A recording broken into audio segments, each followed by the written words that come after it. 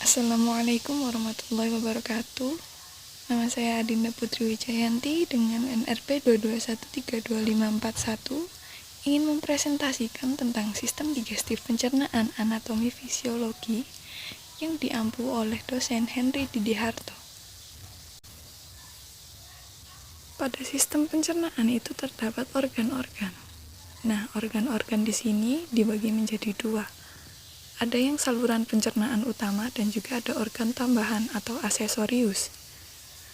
Untuk saluran pencernaan, di dalamnya ada yang pertama rongga mulut atau kavitas oris, yang kedua ada faring atau tekak, yang ketiga ada esofagus atau kerongkongan, yang keempat ada lambung atau gaster, yang kelima ada usus halus, yang keenam ada usus besar, ketujuh ada rektum, dan kedelapan ada anus. Pada organ tambahan aksesorius ada yang pertama ada gigi, yang kedua lidah, yang ketiga kantung empedu, yang keempat hati, yang kelima pankreas, yang keenam ada kelenjar-kelenjar.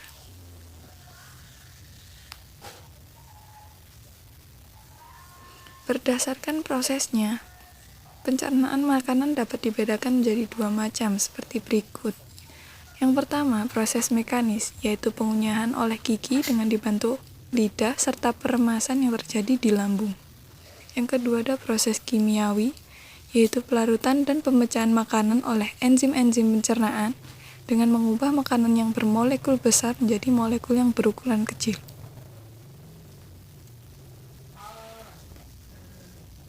Mulut adalah rongga yang berada di antara pipi, bibir, lidah, tenggorokan, dan langit-langit mulut.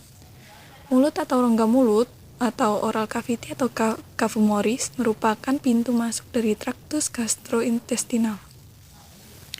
Tempat permulaan bagi proses digestif mekanis yaitu dengan cara memastikasi atau mengunyah dan juga proses digestif kimiawi melalui enzim yang terdapat dalam saliva.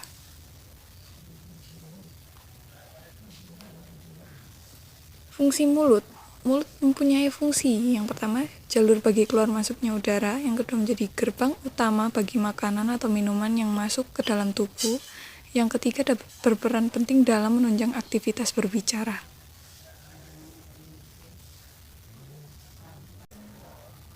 Lalu untuk organ yang kedua ada faring.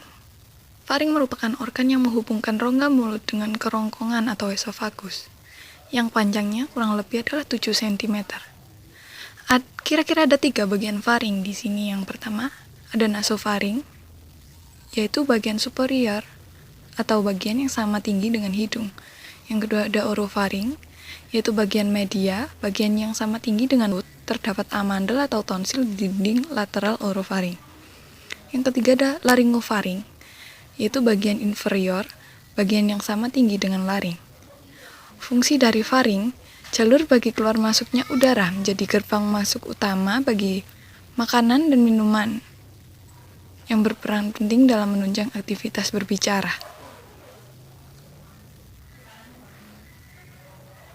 Yang ketiga, ada esofagus. Dari mulut, makanan menuju esofagus atau kerongkongan.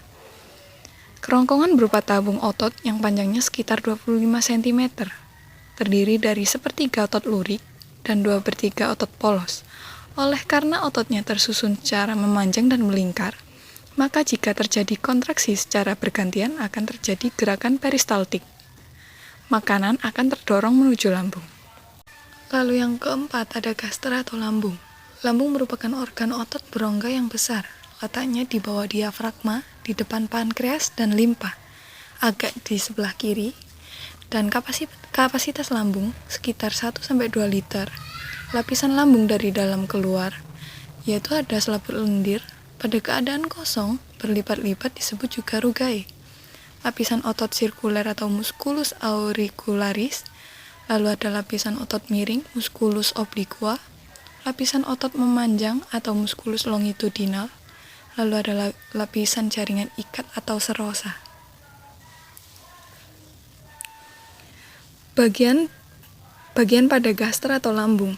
Yang pertama ada fundus atau bagian yang menonjol ke atas, dan yang kedua ada corpus atau badan, yang ketiga ada antrum pylorus yang membentuk sphincter sphincter pylorus, terus ada curvatura minor di sisi kanan lambung, ada curvatura mayor di sisi kiri lambung, lebih panjang dari curvatura minor.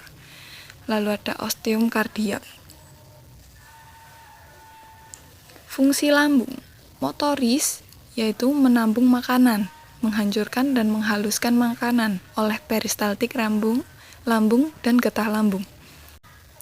Sekresi enzim pencernaan. Yang pertama ada enzim pepsin atau memecah protein. Lalu yang kedua ada asam amino, albumin dan pepton. Yang ketiga ada enzim renin membentuk protein susu menjadi kasein. Lalu HCl berfungsi untuk mengasamkan makanan, disinfektan, merangsang keluarnya hormon sekretin yang merangsang pankreas mengeluarkan sekretnya, mengaktifkan pepsinogen menjadi pepsin, lalu merangsang hormon kolesistokinin yang merangsang empedu mengeluarkan getahnya. Lalu ada sedikit enzim lipase, memecah lemak, asam lemak, dan gliserida. Lalu di sini ada sekresi faktor intrinsik, yaitu ada vitamin B12 berfungsi dalam pembentukan eritrosis. Lalu ada sekresi muskus berfungsi melindungi sel-sel lambung dan dari kerusakan oleh HCl. Lalu ada usus halus. Usus halus atau intestinum minor merupakan bagian yang berpangkal pada pylorus, yang panjangnya kurang lebih ada 6 meter, merupakan saluran paling panjang. Fungsi usus halus adalah menerima zat-zat makanan yang sudah dicerna untuk diserap melalui kapiler darah dan saluran limfa. Menyerap dalam bentuk asam amino dan karbohidrat diserap dalam bentuk monosakarida. Getah usus halus. Pada mukosa usus halus terdapat kelenjar yang menghasilkan getah usus yang menyempurnakan makanan. Enterokinase yaitu mengaktifkan enzim proteolitik dari getah pankreas. Lalu ada eripsin yang menyempurnakan pencernaan protein menjadi asam amino. Ada laktase mengubah laktosa menjadi monosakarida. Maltose mengubah maltosa menjadi monosakarida dan sukrose mengubah sukrosa menjadi monosakarida. Lapisan usus halus dari dalam keluar. Yang pertama adalah lapisan mukosa, yang kedua lapisan otot sirkuler atau muskulus sirkuler. Yang ketiga adalah lapisan otot memanjang atau muskulus longitudinal, lalu ada lapisan serosa. Dalam usus halus dibagi menjadi 3 lagi. Yang pertama ada duodenum atau usus 12 jari. Panjangnya kurang lebih ada 25 cm. Di duodenum bermuara 2 saluran, yaitu saluran getah pankreas dan saluran empedu, di mana getah keduanya dikeluarkan ke duodenum. Getah empedu berfungsi mengemulsikan lemak dengan bantuan lipase.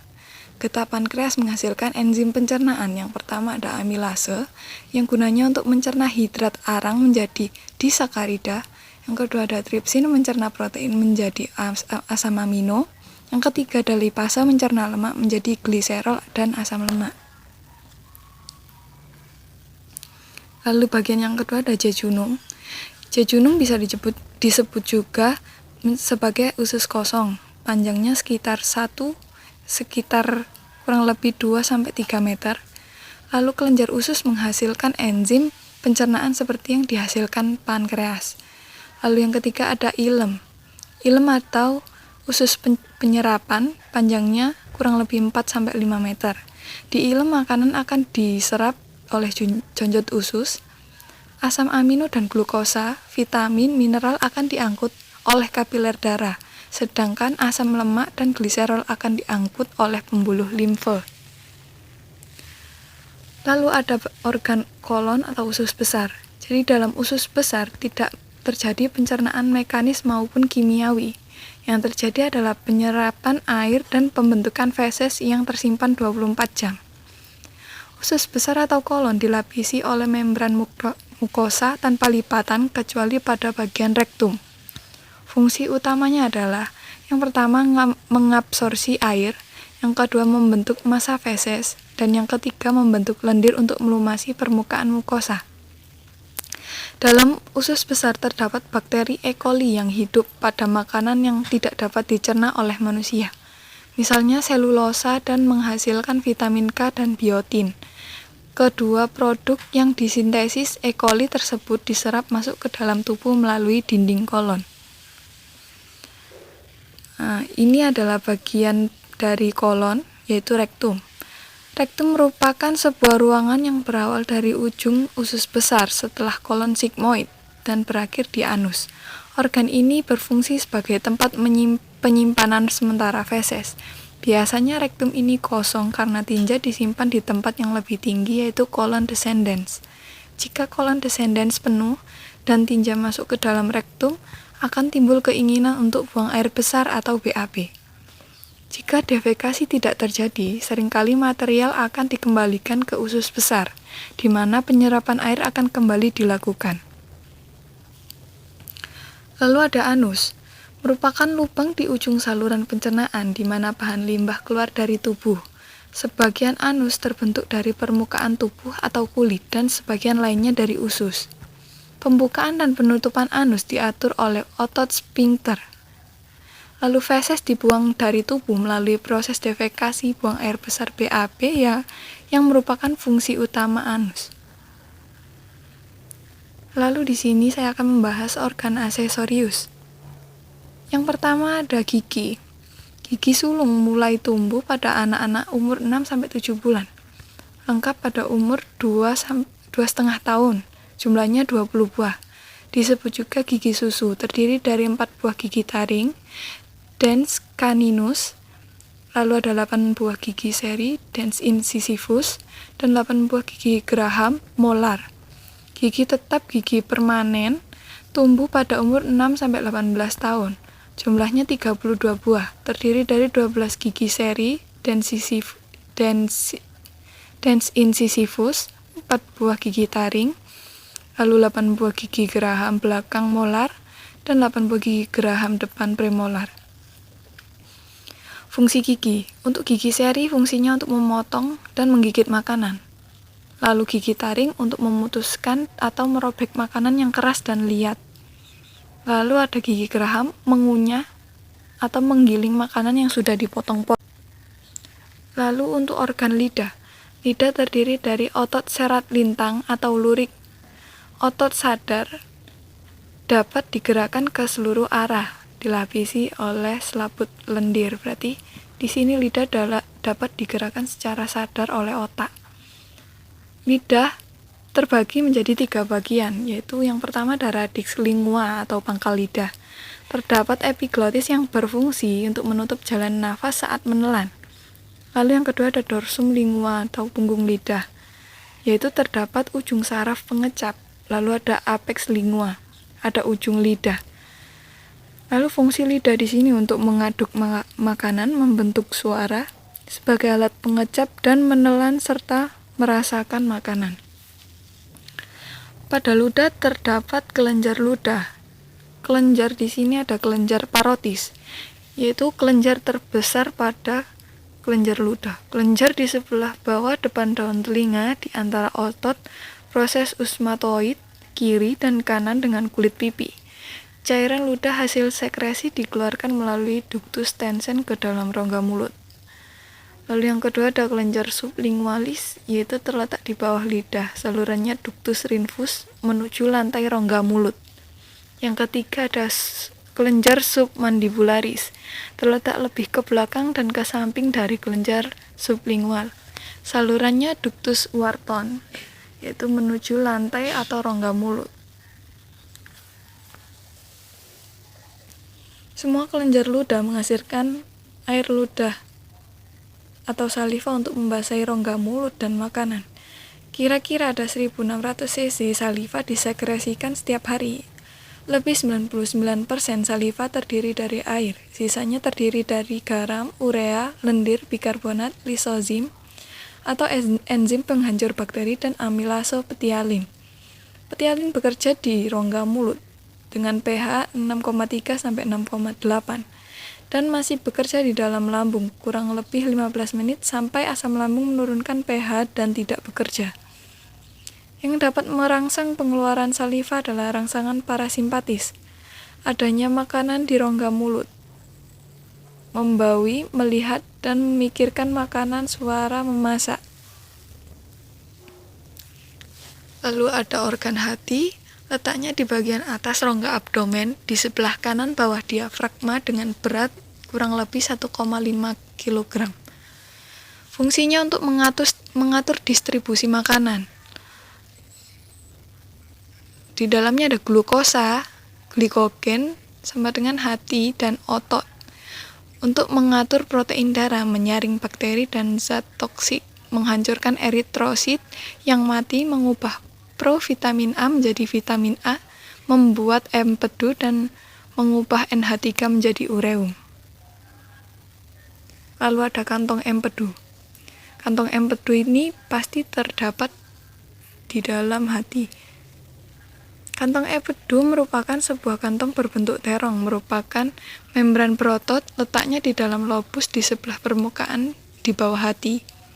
Panjangnya 8-12 cm, berkapasitas 60 kubik.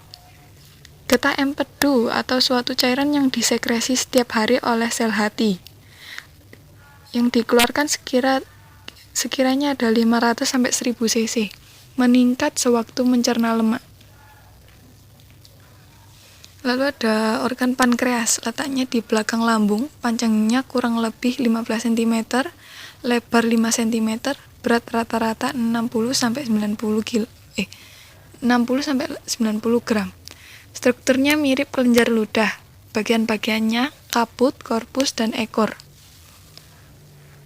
Hasil sekresi pankreas yaitu hormon insulin dihasilkan dari pulau Langerhans.